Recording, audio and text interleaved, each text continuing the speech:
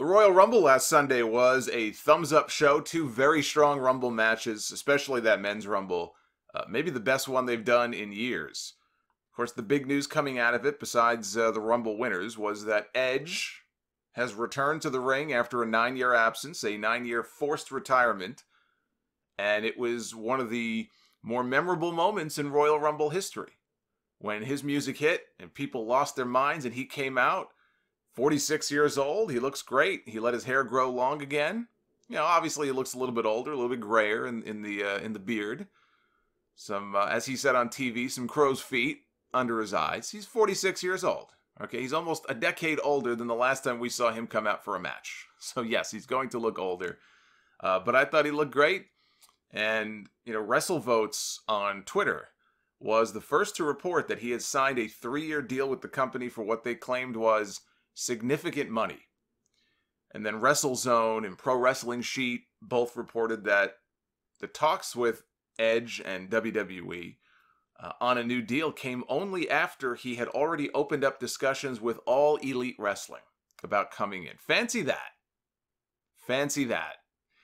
He began dialogue with both promotions back in August, and AEW reportedly made an offer for him to work there in a backstage role, maybe like an agent or a producer, and to wrestle a handful of matches. I guess they were satisfied that he had passed independent tests from his doctors saying that he could come back. It was safe for him to come back. Before this, Vince McMahon had no interest in allowing Edge back into the ring. All of a sudden, their tune changed, and wouldn't you know, Edge was magically cleared by WWE doctors. And according to the WrestleZone report, they had a ring shipped to his home in North Carolina so that he could train and get his timing down. It's awfully convenient that now, after 9 years, he gets cleared by their doctors after being told they would never clear him to wrestle again. That's it. You're done. You have no choice. Remember what he said in his retirement speech? I've been told I have no choice. I've got no choice. This was not a choice that he made. He was forced into retirement. And almost a decade has now gone by. Now, he probably never had any intention, I'm thinking, in going to AEW, would be my guess. But I saw that Alex McCarthy of TalkSport, he was the first to report the details of the deal. Said the deal is for 3 years at $3 million per year. That's a $9 million contract. I think that's the same deal that Bret Hart got when he signed with WCW. When WCW was throwing money around left and right. Now what happened, per the Observer, is that Edge took the offer that he got from AEW and he used it to get WWE to give him the same deal. He used it as leverage to negotiate the same exact deal from WWE. He said, look, they're offering me $3 million a year with the idea that I would start right around the time that Dynamite was going to be debuting on TNT, which was a few months later. And thus, he ends up with one of the biggest deals ever offered in WWE history. It's not a full-time deal, but it's said to be for more than just the 5 matches per year, or what was the number? 25 appearances total was the number that was floating around. It's said to be for more than that. If they're throwing around that much money at this guy per year, you know there's some sweet Saudi money involved here. And there'll be some sweet Saudi matches in Edge's future. But let me get this straight. I can't get around this point. Daniel Bryan is told, you will never be cleared to wrestle again because it's too dangerous.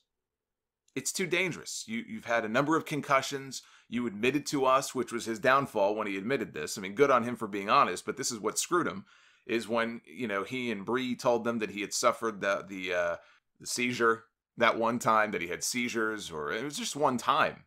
But the company looked at this and his track record of all the concussions he had going back to his indie days and said that that's it. It's too dangerous for you to wrestle. And it's, you know, a liability for us and all that, and that's it. So Bryan is forced, like Edge was, into a retirement that he did not want any part of. Almost 3 years go by. He's made it very clear at this point to the company that I'm going to wrestle, even if I have to do it somewhere else. I will leave. I will let my deal lapse. He was in the last year of his contract at the time. And he made no bones about the fact that I will leave. I want to work a mask match in Mexico. He probably would have gone to Japan. Maybe he would have done Evolve. Maybe he would have done Ring of Honor. Maybe he would have eventually ended up in an AEW, which didn't exist at the time. But he was going to leave. All of a sudden, they're open. He makes one last-ditch effort, and they're more open to things, and poof, he gets cleared by WWE and re-signs with the company. He never would have re-signed with the company if they didn't clear him to wrestle. That is just there's no ifs, ands, or buts about it. He would not have re-signed with this company if he knew they are not going to let me wrestle.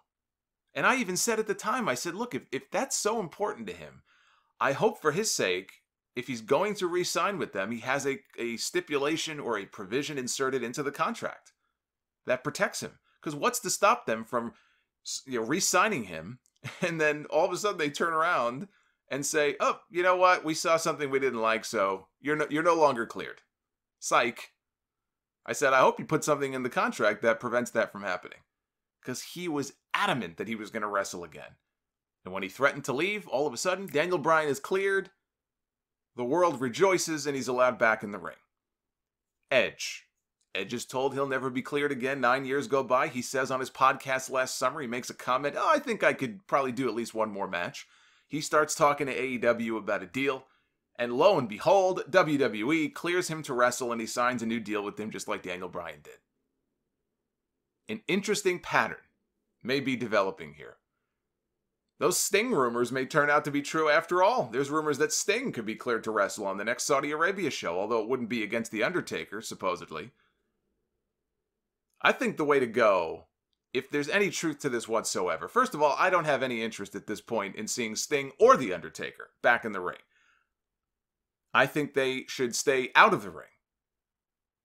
But that's not my choice. If they're going to do something, I think the way to go would be to team them up. As an attraction in a tag team match on one of these Saudi shows, you put them together as a tag team against a team like Corbin and Ziggler. Dolph would bump his ass off of those two. I mean, we'll see. I mean, but we can no longer take for granted after all of this news that Sting will never be cleared to wrestle a match because they said the same thing about Daniel Bryan. They said the same thing about Edge. And that turned out not to be the case. Paige, all of these people, all of a sudden there's severe doubt cast on whether or not they will, in fact, one day be allowed back in a ring in WWE. Sting should be on the phone to Tony Khan right now. And then he can run to Vince McMahon and say, hey, look what they offered me. Watch how quickly he gets cleared. Give me The Undertaker. That's his only stipulation. Give me The Undertaker. I feel like Sting goes to bed at night dreaming about The Undertaker. The way he still talks in these interviews about wanting to work with him, it's like, dude. But if they did, I say do a tag team match. That way you get the cool visual of the two of them in the ring together. And that's really the biggest thing you could do with them at this point. It's the entrances, it's the visual. Once the bell rings, it all falls apart. You don't want that. So you get them in the ring together, side by side as a tag team. They get a win. The lights go out. The blue light comes on. They pose. Undertaker does his little kneel down salute thing.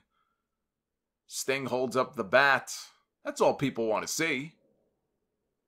And that way they don't have to completely embarrass themselves. But back to Edge. Kevin Dunn. Appropriate that I should mention him here on Groundhog Day.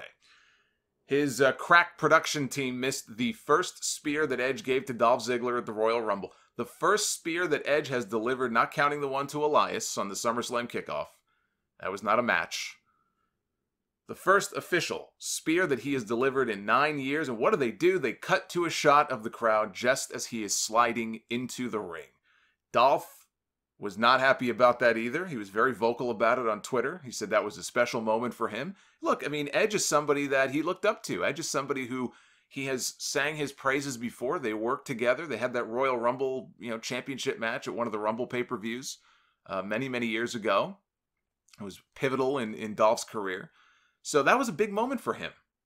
To have this guy come back, this mentor, this old friend of his, and he wanted to make it special, and they cut away from it on TV. And he went on Twitter and he said, look, if anybody has any fan cam footage, let me know. Please share it. Now, WWE, they have since released alternate footage of it online. Of course, they had the footage. the alternate camera angle footage, the correct footage. They did put that out there. But they get in their own way with these things. They're too fancy for their own good with these camera shots. The constant crowd reaction shots. This is, you know what this is? This is the product of the streak ending at WrestleMania 30 with all of those reaction shots, the great reaction shots when the match was over. But that was when the match was over.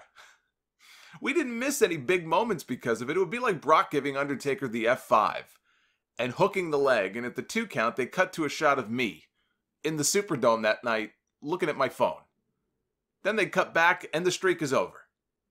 Why would you do that? The camera cuts, the zooms, the shaky cam, it doesn't make the shows better, just the opposite. It makes the shows worse. How do they not realize this?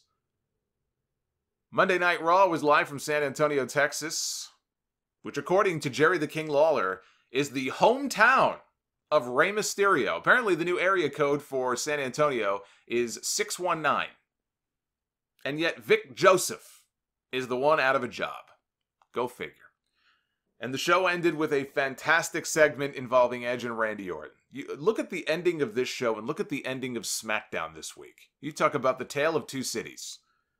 Edge was out to make a speech after his big Royal Rumble return. He said 9 years ago, I was medically disqualified from ever doing this again. And over the years, I started to feel pretty good. And I said to myself, what if? What if I came back? What if I came home? So he got into the best shape of his life at 46, and he wanted to end his career on his terms. I don't know how long this is going to last, he says. Oh, I'd say at least 3 years. Sounds about right. Randy Orton came out. He hugged his old friend. Orton said that he had a self-destructive personality, especially when he was younger, which is true. Hey, remember, don't forget the storyline. He has IED. Remember, IED disorder. I don't remember what that stands for, but it's pretty bad. Randy Orton's got it. But there was one guy, or what does IED stand for with the storyline they did? Impulsive, explosive disorder, or something like that.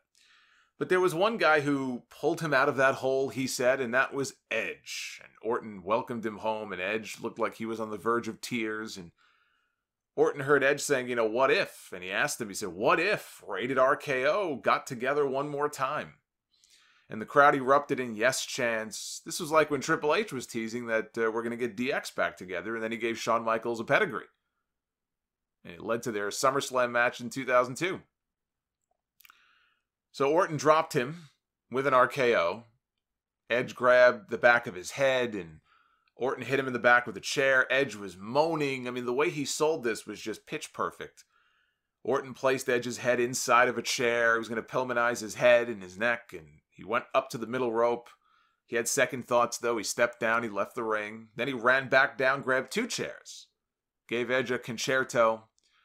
This got great heat. People were very upset by this. This was just a great angle to end the show and set up their eventual WrestleMania match.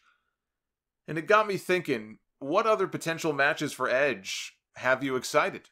There's a whole roster of guys he's never wrestled before. You know, him and Orton have a history, but, you know, who are the other guys that you would like to see Edge get in the ring with and have a big pay-per-view match with? You know, AJ Styles is an obvious one. Daniel Bryan. I think him and Daniel Bryan getting in the ring at some point. Almost everybody is really a new face there for him to work with. You know, but with Orton, they have a history together. They can play off of it. It'll be a good win for Edge to set him up for future opponents. And I think AJ is the next logical opponent after WrestleMania for him. And I don't know if they want to hold off until SummerSlam for that. Or I don't know, when is Money in the Bank? If Money in the Bank is in the middle there, maybe they could do it on that show. But he's got a whole bunch of different people now that he can work with who he has never stepped in the ring with before.